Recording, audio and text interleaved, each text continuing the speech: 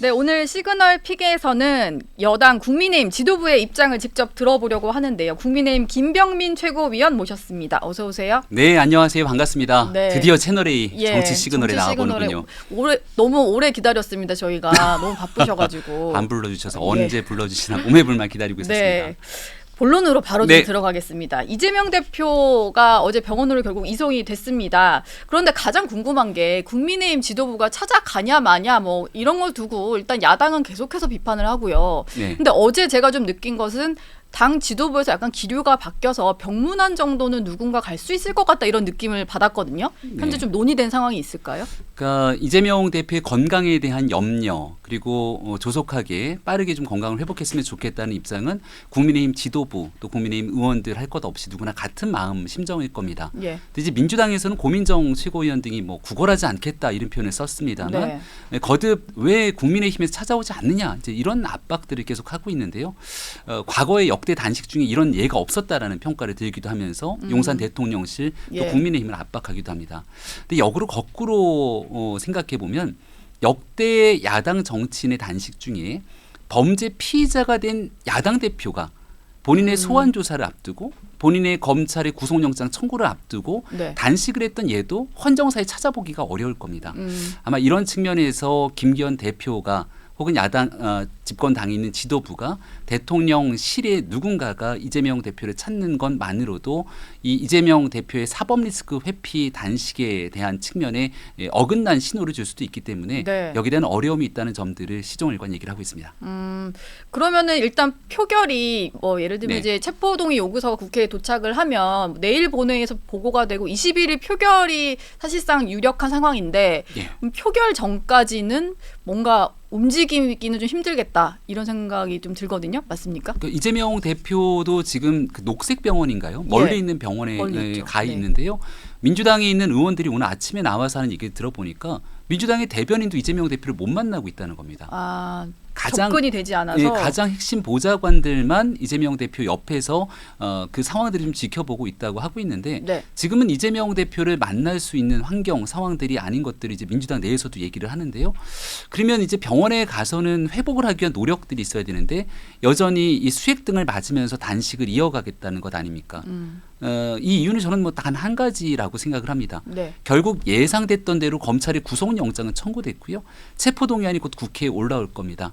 근데 민주당에 있는 친명계 의원들을 비롯해서 예. 벌써 이 체포동의안에 대한 부결을 하나둘씩 공개적으로 천명하고 나서게 되는데 이른바 비명계를 제압하고 네. 그 친명계가 이재명 대표 중심으로 똘똘 뭉쳐서 체포동의안 부결에 나서는 마지막 그 순간까지 결국은 단식을 이어가는 것 아닌가 싶기 때문에 여기에 대한 사법 리스크 한복판에 있는 상황 속에서 예. 이재명 대표의 단식이 이 정치적으로 악용되고 있는 것 아닌가 이런 예. 우려 지우기가 매우 어렵습니다. 어제 근데 쓰러진 직후에 2시간 만에 영장이 좀 네. 청구되다 보니까 민주당에서는 이 부분에 대해서도 뭔가 검찰을 좀 비판하는 논리로 좀 쓰는 것 같아요. 여기에 대해서는 좀 어떻게 보셨어요? 좀 예상했던 거지만 좀 빠르다 이렇게 보셨습니까? 영장 청구가? 검찰의 소환 조사는 예상이 됐던 것 아닙니까? 예. 그죠? 그 지난주였던가요? 그 주말에 이제 토요일에 네. 이재명 대표의 소환하게 되니까 아픈 사람을 소환하게 되는 검찰에 대해서 굉장히 맹비난들을 또 민주당이 쏟아냈더군요. 예.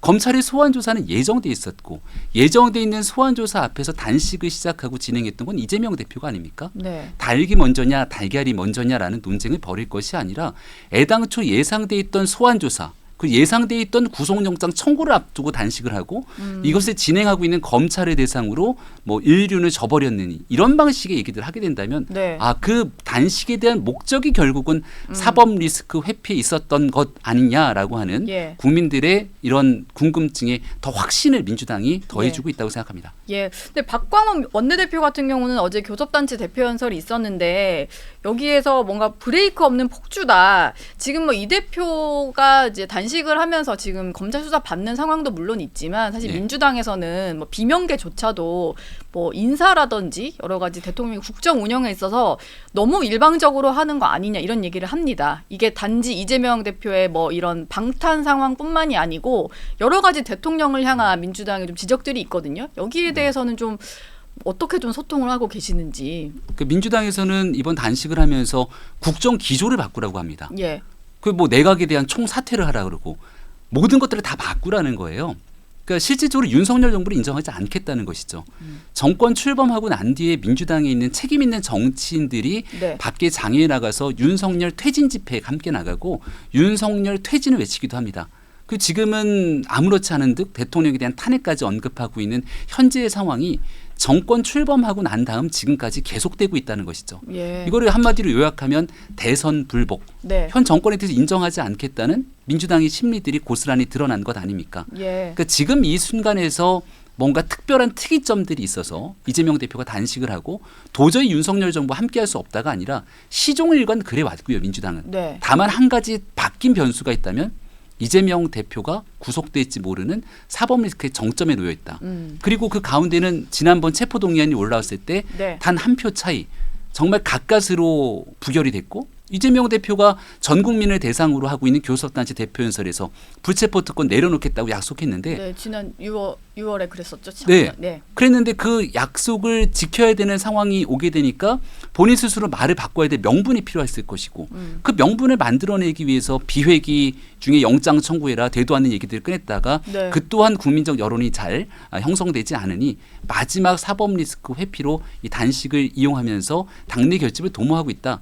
이렇게 보는 게 현실적으로 정치를 바라보는 많은 사람들의 해석이라고 생각합니다. 그런데 예전에 보면 여야가 겉으로는 싸우면서도 뒤에서 네. 좀 풀기도 하고 엘리베이터에 문 닫히면 네. 자기들끼리 이제 타서는 뭐 형 동생 하면서 좀 푸는 게 있었거든요. 근데 요즘에 국회에서 그런 모습 보기가 좀 힘들어서 실제로 민주당 의원들과 전혀 그런 물밑 소통조차도 안 되는 그런 상황인 건가요? 저는 엘리베이터 타면은 친절하게 인사하고요. 예. 같이 대화도 나누고 또 여러 가지 지금 우리는 윤재욱 원내대표 그리고 네. 박강원 원내대표 간에 그리고 우리 원내 수석 부대표들 간에 여러 협의 소통 또 국회에서 국회를 정상화시키기 위한 노력들은 충분히 잘 진행되고 있습니다.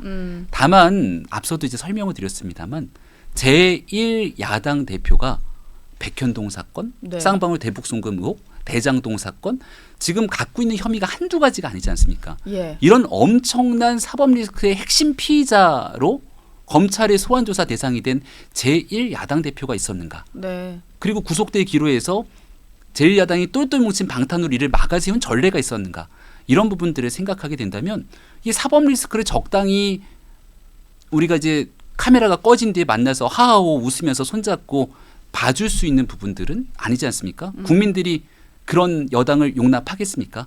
그래서 국정 운영을 위해서 여야가 같이 논의할 수 있는 부분들은 국회 내에서 머리를 맞대고 법안 처리, 예산 심사 얼마든지 함께 해야 됩니다만은 네. 적어도 이재명 대표의 사법 리스크를 대상으로 하고 있는 체포 동의안 그리고 이 구속에 관련된 일들 속에서는 단 손톱만큼의 협상의 여지, 이 운영의 이 뭔가 조정에 대한 여지가 없다는 점들을 네. 분명히 밝혀야 될 것 같습니다. 지금 보니까 이재명 대표 이슈도 여야가 첨예하게 대립하는 이슈인데 뭐 조금 전에도 저희가 언급을 했습니다만 전 정부와 관련된 여러 가지 감사원 감사라든지 검찰 수사를 두고도 여야가 사실 엄청나게 이제 대치를 하고 있는 상황입니다. 오늘 문재인 전 대통령이 서울에 오더라고요. 근데 지금 9.19 공동선언을 두고는 이번 정부는 9.19 군사합의 파기를 사실 북한에서 먼저 했기 때문에 사실상의 파기는 북한이 했고 이거를 어떻게 할지까지도 논의하는 상황인데 이 기념행사를 하러 오는 이런 상황 여기에 대해서 좀 어떻게 보십니까? 문재인 전 대통령이 잊혀진 사람으로 지내고 싶다 이렇게 양산에 내려갔는데요. 예. 잊혀진 사람으로 지내기는커녕 대한민국 정치 이슈가 있을 때마다 정치 한복판에 직접 뛰어듭니다. 현안마다 SNS 글을 올리면서 본인의 입장을 적극적으로 피력하고요. 예. 그러니까 겉과 속이 다른 그 말과 행동이 다른 그런 모순적인 일들을 대한민국 전직 대통령이 보여주는 일에 대해서 좀 아쉬움을 갖고 있고요. 지금 9.19 군사합의, 9.19 공동선언 2018년도에 있었던 일입니다. 네. 4월달 판문점 선언을 비롯해서 예. 그해 대한민국 한반도에 평화가 왔다고 문재인 대통령, 전 대통령이 대한민국 국민과 전 세계 앞에서 읍소했고요. 여기에 대한 가장 근본적인 전제는 북한이 비핵화의 길에 나서겠다는 겁니다. 네, 그랬죠. 하지만 북한은 본인들이 했던 얘기들이 새빨간 거짓말이었고 전 세계에 있는 시민들이 기망한 쇼였음을 지금 탄도미사일 그리고 핵을 통해서 전 세계를 위협하고 있는 현실을 통해 적나라하게 드러나고 있지 않습니까? 네. 그럼 지난날 있었던 일들에 대한 반성 또 부족했던 일들에 대해서 국민 앞에 겸허하고 솔직하게 고개 숙이는 모습이 필요한데 문재인 전 대통령은 우리 정부가 모든 걸 잘했다라고 하는 정신 승리에 기인하고 있다는 생각을 지우기가 어렵습니다.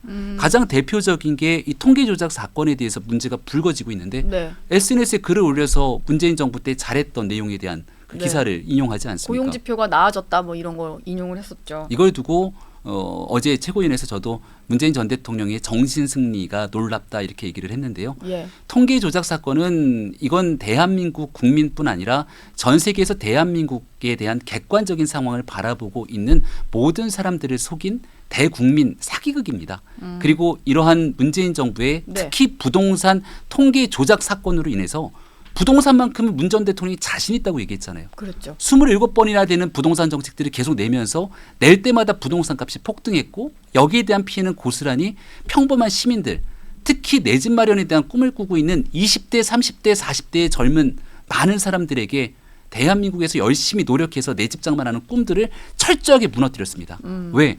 통계를 조작했고 예. 여기서 실질적으로 부동산 값이 급등하고 있으면 여기에 대한 인정을 해야 되는데 부동산 자신 있다 기다리십시오. 네. 가진 집이 있으면 한 채 빼고 다 팔아라 이렇게 얘기했던 게 문재인 전 대통령과 정부였습니다. 예. 가진 집 한 채 빼고 다 팔았던 사람들은 문재인 정부에서 엄청난 재산상의 손해를 입게 됐고요.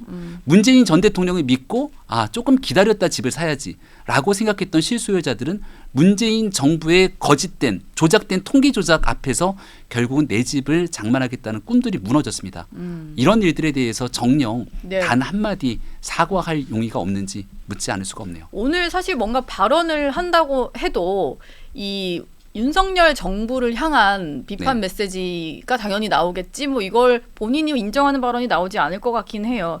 그리고 행사 이후에는 이재명 대표를 만나러 갈 수 있다라는 얘기가 나오는데요.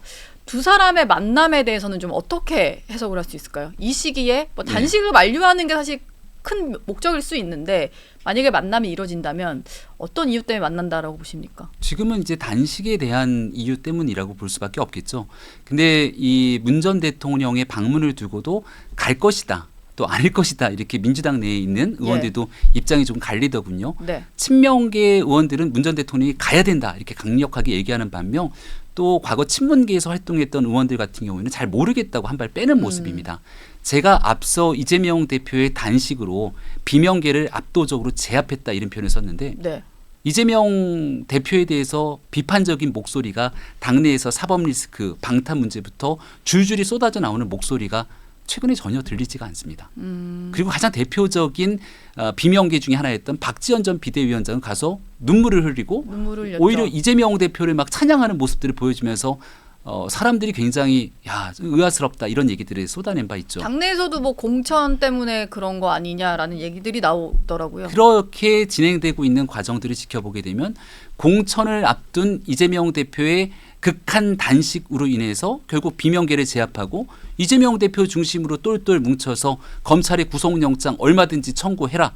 이거 우리가 방탄으로 다 막아세우겠다. 예. 이 힘으로 총선 치러 나가겠다라고 하는 형국에 문 전 대통령이 이재명 대표를 방문하게 된다면 어떤 평가가 나오겠습니까? 결국 비명계를 제압한 이재명 대표의 단식에 문 전 대통령이 힘을 실어줬구나. 라고 볼 수밖에 없기 때문에 예. 문재인 전 대통령도 이재명 대표 방문에 고민이 좀 있을 거라 생각하고 네. 단식을 정말 진정성 있고 나라와 국민을 위한 단식으로 기록되고 그런 마음들이 이재명 대표에게 깃들어 있다면 문 전 대통령뿐 아니라 어느 누구도 가서 함께 대한민국 정치를 위해서 협력하고 일합시다라고 얘기를 할 텐데 이 모든 일들이 이재명 대표에 대한 구속을 막으면서 총선을 위한 예. 당내 결속과 권력 투쟁의 장으로 고민되고 있는 상황들 이게 민주당 내에서도 나오고 있는 때이기 네. 때문에 국민의힘에서도 이 전 대표의 건강을 염려하면서도 굳이 단식장을 찾지 못했던 여러 이유들이 다 함의되어 있다고 생각합니다. 지금 민주당은 저렇게까지 하면서 이재명 대표 중심으로 뭔가 총선을 치르겠다 뭐 이런 총선 체제까지 준비를 하는 상황인 것 같은데 국민의힘도 일단 당장 이제 다음 달 보궐선거에 후보를 내고 원래는 좀 안 낼 것 같은 기류도 있었다가 후보를 네. 내셨고 보니까 뭐 현장에서 지역에서 강서구에서 최고위원도 열 계획이라는 거 보니까 힘을 좀 싣겠다 이런 느낌인 거죠. 다음 네. 달 보궐선거에. 최종적인 결론이 났으면 그 결론에 따라서 당이 할 수 있는 총력 지원을 다해야 된다고 생각합니다. 애당초에는 이제 이 김태우 예. 전 구청장에 대한 이 거리 때문에 보궐선거가 생겼기 때문에 네. 여기에 대한 고심이 있었던 것도 사실입니다. 근데 이제 김명수 대법원이 이끌었던 판결들을 보게 되면 어제 최강욱 의원에 대한 아주 질질 끌었던 늦고도 늦은 판결이 확정되면서 예. 임기를 거의 다 채운 다음에 국회의원직을 상실하지 않았습니까? 3년 8개월이 걸렸더라고요. 이게 이제 조국 전 장관 사태 때문에 다 같이 수사가 맞물린 겁니다. 네. 2019년도 가을부터 시작됐던 조국 전 장관 아직 1심밖에 안 나왔어요. 그리고 그 당시에 김태우 전 구청장이 폭로했던 사건 중에 핵심적인 인사 백원우 전 비서관을 비롯한 수많은 관계자들 네. 다 어떻게 됐습니까? 거기에 유일하게 최종적으로 대법 확정 판결이 끝나서 직을 잃어버린 게 김태우 전 청장이 됐는데 대한민국 김명수 대법원장이 이끄는 사법부 정치인들의 판결에 공정했습니까? 그리고 이 일에 대한 기본적인 근간에는 공익제보자 신분으로서의 공익제보의 성격들도 분명히 존재하고 있었기 때문에 예. 그런 고민들이 이제 복합적으로 있었고요. 다만 지금부터 이제 중요한 것은 강서구청장 보궐선거가 진행되니만큼 강서 구민들에게 가장 큰 혜택과 희망을 줄 수 있는 구청장이 누구냐를 두고 선택하는 그 과정들이 중요할 겁니다. 그래서 여기에 네. 김태우 전 청장은 이제 후보가 경선을 통해서 후보로 확정됐기 때문에 당이 할 수 있는 총력 지원에 이제 나설 준비가 돼 있습니다. 뭐 제가 이 정치 시간을 하면서도 여러 번 여쭸는데 다 김태우 전 구청장 공천의 용심, 뭐 용산의 뜻이 있었던 건 아니다 이렇게 선을 그으셔서 이 질문은 더 이상 안 드리도록 하겠고요. 예. 근데 지금 총선 7개월 앞두고 또 하나 시끄러운 이슈가 용산발 뭐 차출설 당 지도부가 뭐 대통령 만난 자리에서 용산 참모들 중에 당으로 복귀할 인사에 대해서 뭐 빠른 복귀를 요청했다 이런 보도가 나오면서 지금 약간 당이 네. 아직 수면 아래에 있지만 조금 시끌시끌한 것 같긴 하더라고요. 뭐 리스트 얘기 나왔는데 리스트 같은 거 없다 이렇게 명단은 당에서도 없다. 정리하고 나섰는데 예. 저는 매우 그냥 상식적인 얘기들을 꺼냈다고 생각합니다. 집권당이잖아요. 정부와 또 용산에 있는 대통령실과 그리고 국민의힘이 함께 협력해서 국정을 이끌고 운영해 나가는 이 공동 주체라고 생각을 합니다. 네. 여기에 중요한 역할을 했던 사람들 중에서 역량 있는 사람들이 있다면 총선을 앞두고 당으로 돌아와서 선거를 뛰는 건 자연스러운 일이겠죠. 예. 그래서 핵심적인 경쟁력이 있는 사람들이 있다면 또 총선에 출마할 수 있는 건데 중요한 건 용산의 용심을 믿고 내가 내려왔다 그래서 지역에 있는 사람들 다 몰아내고 이 사람이 공천될 거야 라고 하는 시그널은 잘못된 것이다. 꽝 잡는 매가 최고라고 결국은 가장 경쟁력 있는 사람이 선거에 승리할 수 있도록 그 공간을 열어주는 게 국민의힘이라고 하는 정당이 해야 될 역할이라고 생각합니다. 예. 선거가 내년 4월이니까 진짜 얼마 안 남았거든요. 7개월이면요. 금방 갈 것 같아요. 아마도 당에 있는 고민은 정말 역량이 있고 훌륭한 사람들이 나오고 싶은 사람들이 있다면 네. 선거 한 3-4달 앞두고 갑자기 지역에 가서 선거 뛰겠다 그러면 지역 주민들에게 알리고 홍보해서 끌어낼 수 있는 분명히 한계가 있을 겁니다. 그래서 시기적으로 뭔가 나오겠다는 의지가 있는 사람들이 있으면 더 빨리 움직여야 될 것이다. 네. 그래서 선수들 입장하는 그 속도, 시간 이런 부분들에 대한 고민이 있을 거고 예. 또 정치 신인 인재 영입을 통해서 새로운 인물들이 좀 나와야 되는 것 아니냐 이런 주장들도 많이 나오는데요. 네. 역대 총선 때 여야를 막론하고 선거일이 가까우게 되면 서로 인재 영입 경쟁들을 벌이게 됩니다. 그렇죠. 근데 그 시기가 있기 때문에 너무 먼저 앞서서 인재 영입을 이렇게 발표해 버리면 또 거기에 대한 정치적 공세가 집중될 수도 있거든요.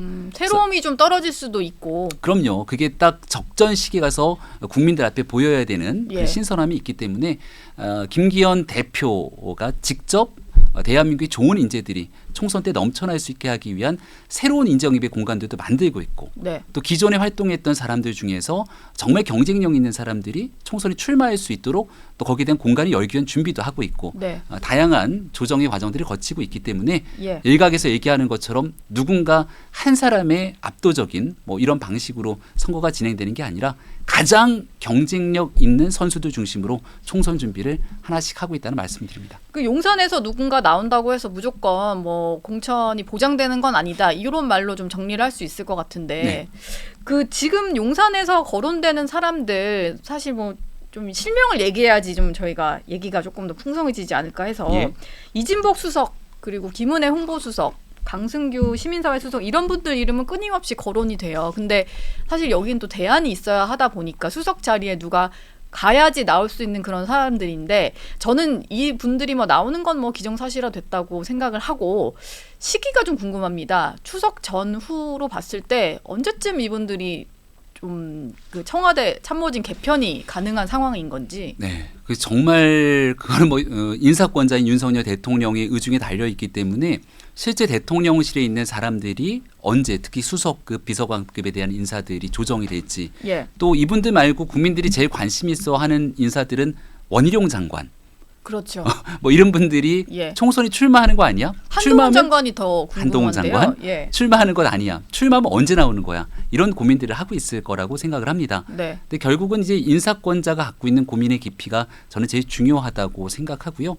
추석은 이제 내일 모레가 곧 추석이니까 다음 주가 추석이에요. 추석 전에 뭐 이렇게 인사가 진행되지는 않을 거라는 게 그냥 개인적인 상식적인 제 판단인 것 같고 네. 적절한 때가 되면 지금 거론되고 있는 많은 사람들은 한동훈 장관을 빼고 제가 원희룡 장관이 얘기했던 건 다 정치인들이잖아요. 예. 여의도 국회에서 국회의원을 하고 정치를 기반으로 활동했던 국민의힘의 사람들이고 지난 대통령 선거 당선 이후에 함께 협력해서 정권 교체 이뤄낸 다음 지금 정권에서 일을 하고 있는 분들 아닙니까? 그래서 용산에서 같이 몸담았던 인사들이 다시 친정인 국민의힘으로 넘어오는 건 매우 자연스러운 사람들이다. 대신 이제 이분들이 용산에 있었다는 이유만으로 그냥 무조건 나와서 이 총선에서 갈 거다라고 생각되는 사람들은 많지는 않을 것 같고 이분들이 갖고 있는 경쟁력을 총선에 극대화시키기 위해서 어떤 그림과 또 어떤 드라마를 만들어낼지가 국민이 바라보고 있는 지점이라 생각하기 때문에 예. 그런 내용들을 조정하기 위해서는 아직은 좀 지금 9월 달에 얘기하기는 시기상조가 아닌가 생각합니다. 그 대통령이랑 뭐 가까우시고 대선 캠프 때부터 함께 네. 하셨으니까 그 인간적인 면모를 잘 알 것 같아서 제가 여쭙는 건데 사실은 이제 문재인 정부 초반에 치러졌던 문재인 정부 때 치러졌던 총선 같은 경우에는 대통령 지지율이 상당히 높기도 했고 그 네. 당시에도 뭔가 대통령이 직접 언급은 하지 않았지만 예를 들면은 그 출마를 하겠다는 참모들에게 어떤 메시지를 주기도 하고 네. 약간 청와대발 그 출신들의 어떤 출마 후보군들끼리 몰려다니면서 시너지를 좀 냈던 게 있었던 것 같아요. 근데 네. 대통령이 뭔가 그런 정도의 역할을 하실 만한 성격이다 이렇게 보십니까? 글쎄요, 진짜 모르겠는데 예. 저는 윤석열 대통령이 총선을 앞두고서는 그렇게 적극적으로 뭔가 이 사람 저 사람 사람에 대한 얘기를 하지는 않을 거라고 생각합니다. 대신 이번 총선은 누가 뭐래도 윤석열 정부 출범하고 네. 이제 한 2년 정도가 지난 다음에 중간 평가라는 건 피해갈 수가 없는 숙명이고 운명이거든요.